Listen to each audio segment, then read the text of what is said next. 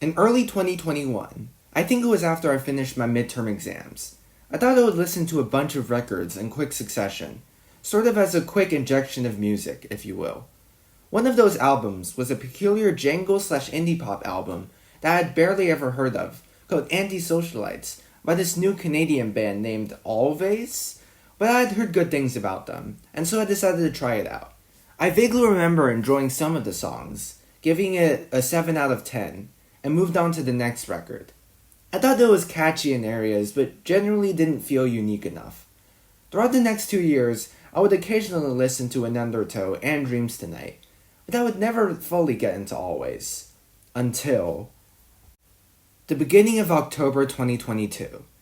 I knew that Always were making a new album in 2022, but I had little to no idea about any of the singles, or what the album would even sound like. I only really knew that Blue Rev was coming out because of the Indie Head subreddit's palpable excitement at the new Always album in 5 years, and there had been a couple of posts of new singles. When Blue Rev was finally released, I listened to the opening few tracks, thought they were okay, and moved on listening to other stuff. I actually thought that the compression and production on some of the songs on Blue Rev were kind of annoying and distracting to me, and I didn't think it was that good. But what the release of Blue Rev did do was make Always, at least to me, relevant again. I listened to some songs from the debut and became captivated by the punchy jangle of Adult Diversion, before being met by the cascading beauty of Archie Marry Me. Despite my interest with these two tracks, and even buying a lovely orange vinyl of their self-titled album, I still didn't have that much of an interest in Always. Until January 7th, 2023, my last day in Sydney, Australia. I thought it would be fun to spend the whole day just walking around the city. I took off and got really lost in the windy streets of the Rocks, and since I didn't have any service, I just ended up walking around without any idea about where I was going. After walking around the city center for a while, I arrived at Hyde Park, a really nice little park in the center of Sydney, and sat down as I literally hadn't had a rest in like 3 hours. I only had like 7 albums downloaded on my phone, and since, again, I was lacking the presence of internet, I thought I would give Anti-Socialites another shot.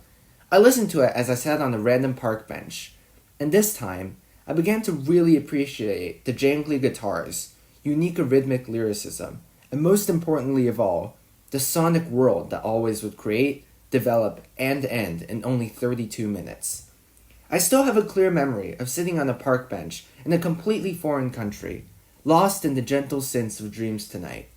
While I wasn't really aware of it at the time, I spent another 3 hours walking around the city. My real obsession and love with Always was about to begin.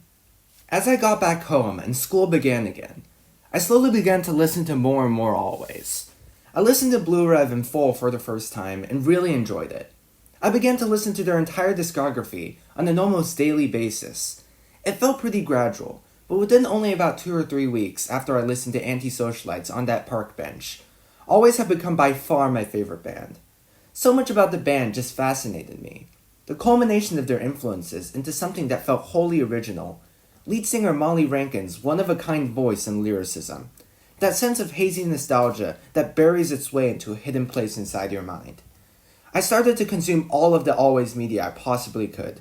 Interviews, live shows, and I even joined the Always subreddit, which includes such unparalleled nerdery as this post, which literally tries to figure out the exact place, whereas the protagonist of Belinda says, tables in town.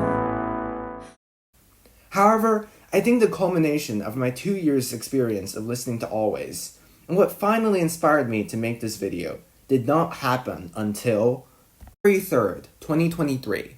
I thought I'd find a few hours to listen to every single Always album in order, front to back. I cannot remember another time when I had that much fun just listening to music.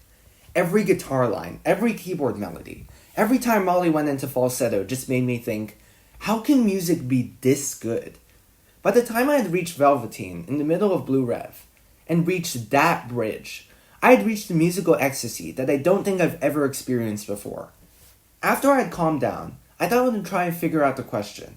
What actually makes Always' music so good? I had pondered this question for a while, but it always just boiled down to, the songs are just really catchy, but I think there's a lot more to it. While I was planning to write this, it occurred to me. Always' music wasn't just amazing to me, it felt perfect. Of course, using the word perfect in music criticism is pretty stupid if you want to be taken seriously. But I genuinely think that those moments of ecstasy could only be formed by something as incredible as Always' music. Something about their music just clicks all the right parts of my brain. So here I propose the question: what makes Always' music perfect?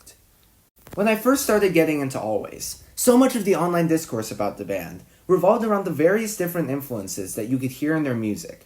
Some often cited influences for the band include Teenage Fanclub, The Smiths, Camera Obscura, and a plethora of other obscure indie and twee pop that would take too much time to name. Despite this somewhat dumb tendency for music fans to compare every single jangly guitar band to The Smiths, it is undeniable that the shimmering arpeggios on songs like Plimsoll Punks or After the Earthquake are strongly reminiscent of Johnny Marr's iconic guitar lines.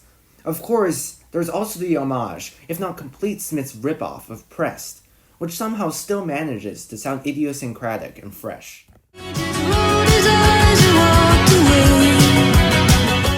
The influence of Scottish power and jangle pop icons Teenage Fanclub can also be significantly felt on more power pop leaning tracks such as Belinda Says and Archie Marry Me. I mean, even a cursory glance at their RYM page would make you think that they were just a normal, boring, jangly indie band with a couple of pretty big singles, with not that much originality in their sound. However, despite always borrowing heavily from their influences, I think they are able to become something entirely beyond their influences. In many ways, Always' music is almost the culmination of 40 years of jangle pop, dream pop, twee pop, shoegaze, indie pop into one incredible band. They combine these influences and genres to create something much greater than their influences. Their music is as dreamy as much as it is jangly. It is as cute as much as it is morose and depressing. It is wistful as much as it is beautiful. This combination of influences creates an atmosphere that is wholly unique to them, and proves that even in 2023, you don't need to play polyrhythms at 200 BPM to create art that is beautiful and original. The first thing that I, and presumably many other people who listen to Always for the first time, immediately recognize about the music is the layers. Granted, their music isn't as noise and reverb drenched as Loveless or Psycho Candy, but the mixing and production on all three of their albums create a truly enveloping sonic space, engulfing the listener in a blanket of dreamy warmth. The guitars tintinnabulate, the keyboards cocoon, Molly's vocals glisten and shimmer through the layers of reverb. This warmth creates a sense of sentimentality and nostalgia that I don't think I've ever heard before. Despite the change in styles throughout their lifespan as a band, their music still unmistakably sounds like Always, and only Always, despite all their influences. Throughout their evolution as a band, despite the change in their sound, that nostalgic haziness has been the base for everything they have created. Even as early as frontwoman Molly Rankin's first official solo release, her She EP, Get It, from 2011, they had already begun to try and create music that was more than traditional twee and jangle pop. The reverb of the guitars, combined with Molly's country-tinged voice, creates a surprisingly warm and cheerful atmosphere, aided by cutesy melodies and lyrics. You'll break my heart again. You'll break my heart again. Just when However, it wasn't until their first album, the eponymously titled Always, when they would truly start creating their signature sound.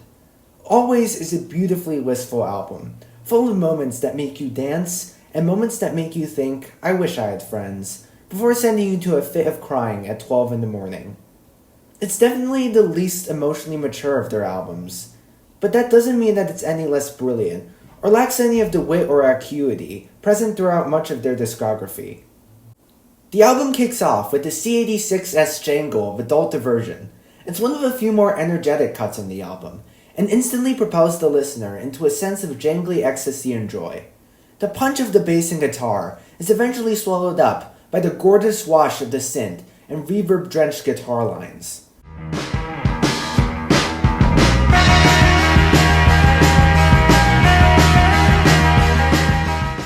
The next song, Archie Marry Me, arguably their most well-known song, is 3 minutes of some of the most perfect indie pop I have heard in my entire life. Out of a discography filled with ridiculously catchy songs, Archie manages to stand out as a glowing example of just how beautiful the power of melody can be. Beginning with an assortment of bird chirps, the listener is immediately sucked into a dazzling wonderland of guitars, topped off by Molly's winsome voice. I couldn't pick a better song to be their most popular.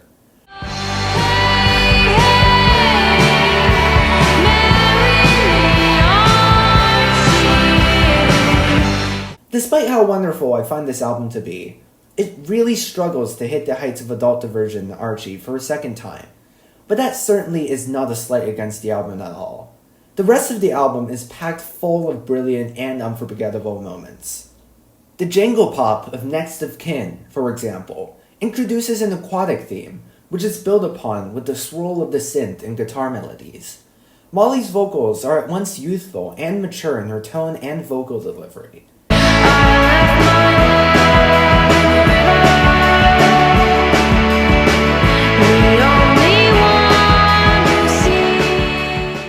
Similarly, the next track, Party Police, features endearing vocals from Molly, as well as an indelible guitar and vocal hook. The whole track has an aura of warmth and comfort that just makes you want to sink into your bedsheets.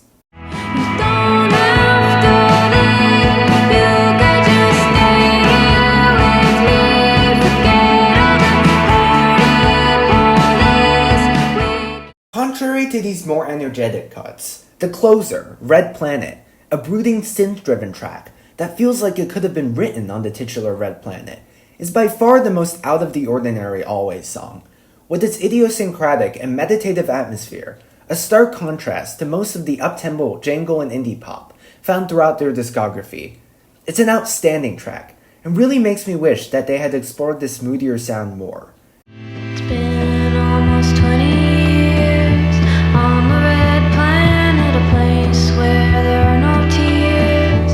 It is just water floating. Always is a great album, but the band were only getting started. In 2017, Always released their second album, Anti-Socialites. The album is a masterpiece. I could sit here and talk about every single brilliant moment on this album, and how every second of this thing is to me the pinnacle of auditory pleasure. But that would probably take around 10 to 12 hours, so I'll keep it short-ish. Anti-Socialites is special, and stands out to me as one of the perfect syntheses of melody and atmosphere. The whole record is just a short 33 minutes, but within those minutes, the band packs in too many hooks and extraordinary moments to count. Production-wise, Anti-Socialites has a much clearer and polished sound compared to their debut, and greatly improves upon the occasionally muddy production of the self-titled album. The crisper sound also allows Molly's voice to shine even brighter in the mix, and also better exemplifies a more confident vocal performance from her as well.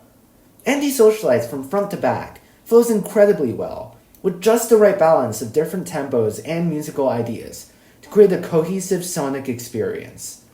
The synth intro of Opener in Undertow immediately hooks the listener into a shoegazy blanket of fuzz-drenched guitars and bass, while Molly's voice and clever wordplay creates a soothing aura to rapidly get lost in. Meditate, play solitaire, take up self-defense.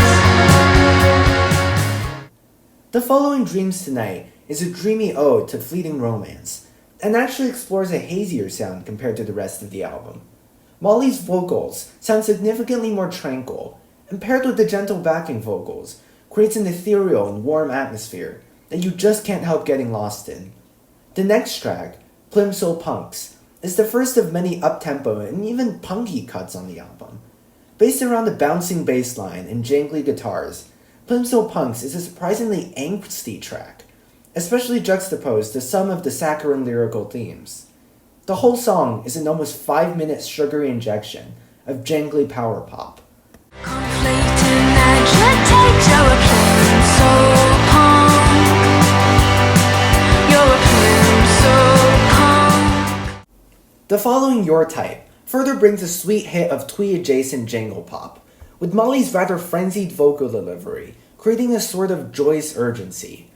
I die on the inside every time. You will never be alright. I will never be your type. The multi-part epic, at least for Always standards, Not My Baby, is the centerpiece of the album in my opinion, and packs more hooks than a fishing shop. Seriously, this song has more catchy and unique melodies than I can count. There's like up to 5 or 6 different parts to this song, and all of them are amazing. The indelible hooks on this track are supplemented by dreamy keyboards and chiming guitars. Now that you're not my baby, I'll go do whatever I want. No need to turn around to see what's. And wonky synth work on Hey creates one of the most playful atmospheres on the album. The track has a manic energy that makes you feel it could fall apart at any second. But the energy of the track builds to an unbelievable climax that just fills you up with irresistible joy. Satisfied with making do. Should we wear a parachute? I will land on my feet, but I probably won't leave the house. Lollipop, parentheses, Ode to Jim, doesn't sacrifice on the hooks one bit. The Jesus and Mary chain referencing cacophony of the opening is immediately broken through with a hit of jankly ecstasy.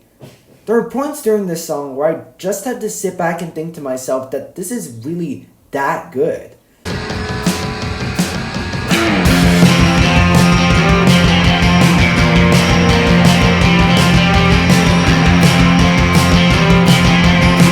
The following Already Gone provides a respite from the sugary rush of the last 2 tracks.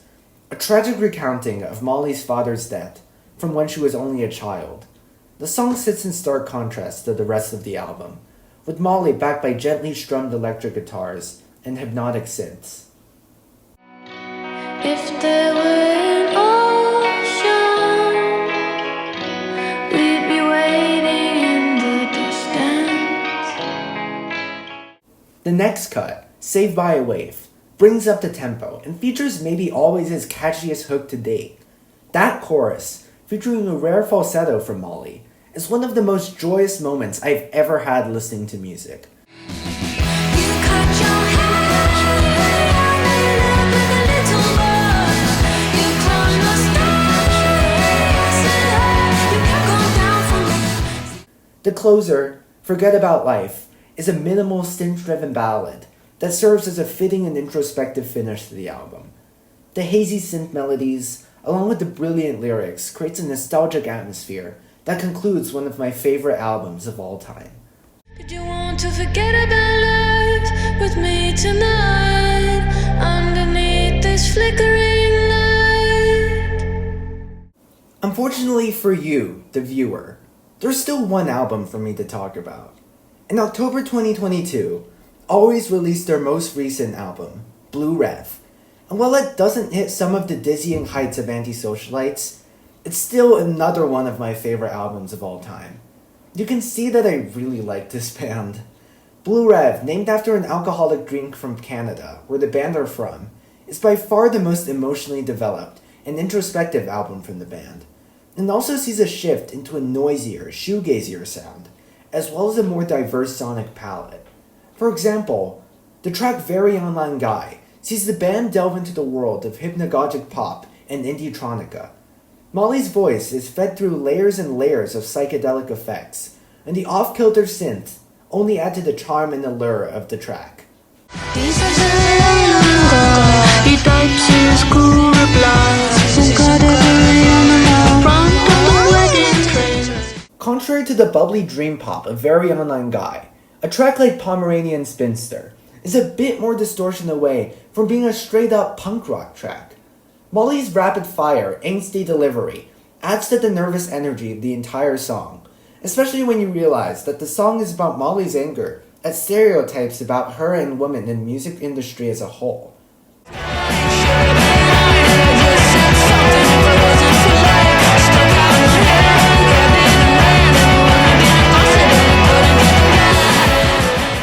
The whole track is a pulsating rocker, supplemented by killer licks and a screeching solo from guitarist Alec O'Hanley.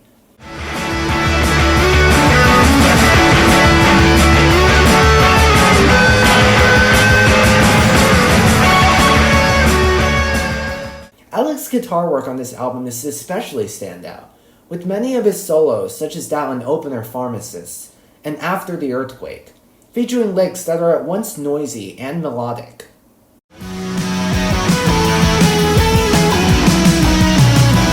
Noisier elements of this album are often balanced by moments of genuine tranquility and gentleness, such as the hushed bridges of Belinda Says and After the Earthquake. Moving to the country, gonna have that baby. As well as the tenderness of a track like the synth and string wash of Tile by Tile.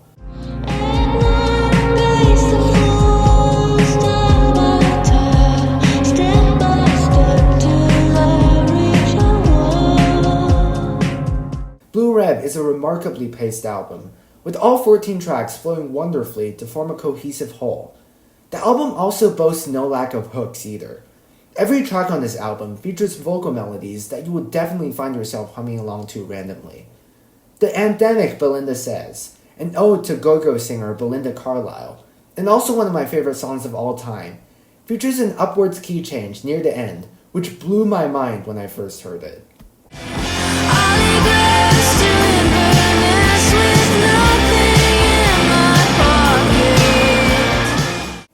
Another song with mind-meltingly good moments, Velveteen, features several incredible vocal melodies, including the bridge and the final chorus, which sees Molly's falsetto used to its full extent.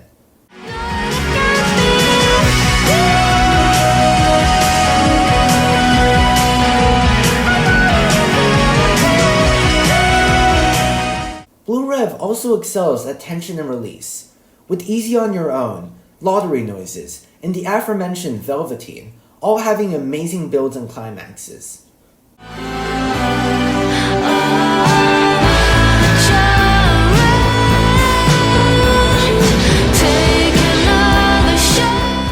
Despite all of this, I think Blue Rev excels most in an area that you might have realized I haven't talked a lot about yet. The lyrics. Always' lyrics are special. I would go as far as to say that I think Molly Rankin is one of the most talented and interesting lyric writers in indie history. The lyrical flow of almost all of Always' songs is impeccable, and combined with clever wordplay and emotional weight, mostly on Blue Rev, creates a completely idiosyncratic lyrical style. Just listen to Molly's lines on The Bridge of Dreams Tonight.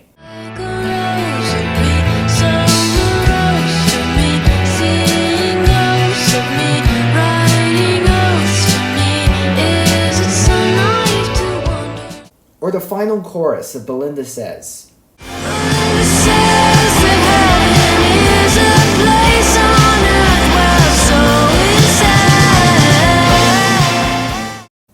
Or the entirety of Pomeranian Spinster.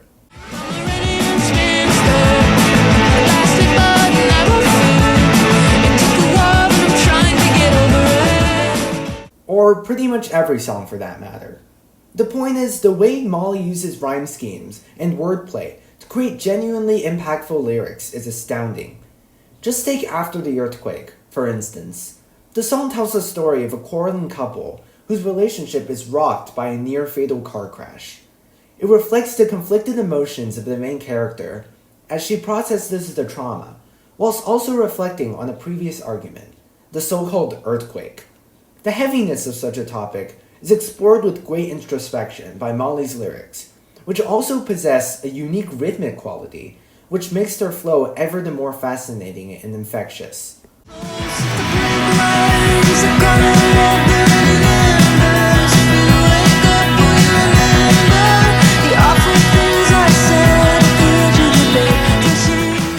Easy on Your Own also explores an event and feeling probably closer to a lot of people, including myself, in the process and consequences of leaving home. Molly navigates this wasteland of anxiety and loneliness with expert precision, painting beautiful portraits through her lyrical content.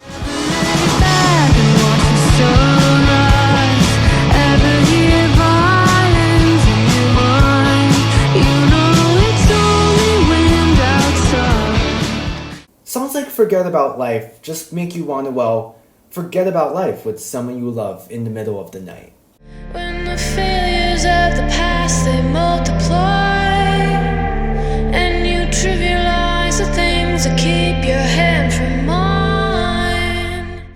The emotional sincerity, along with the aforementioned free-flowing qualities of their lyrics, makes Alvvays an enthralling band to listen to and love.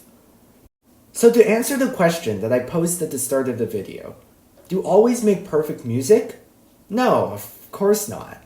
But there are undoubtedly moments during the middle of songs like Velveteen or Saved by a Wave where I felt an incomparable joy and ecstasy that I have yet to find anywhere else in music. Of course, as I said before, the idea of perfection is completely meaningless when you talk about music or any art form. But in my music listening life, I've just never heard anything like Alvvays. Everything about this seemingly straightforward band just fascinates me to no end. And they have been essential in providing me with joy, and this has allowed me to connect with other people in my life. I had the chance to meet Molly and Alec only very briefly at the record signing that they did during a festival, but I was nervous and only made a small joke before smiling and walking away. I'm not completely sure of the etiquette of these events, but I really wish I could have just thanked them for all that they have made and just how much they mean to me. Alvvays are a one-of-a-kind band. And while I don't doubt their popularity, I felt that their music really doesn't get enough lengthy analysis, especially on this platform. So yeah, listen to them and I'll let you decide if you think they're perfect or not. Thanks for watching.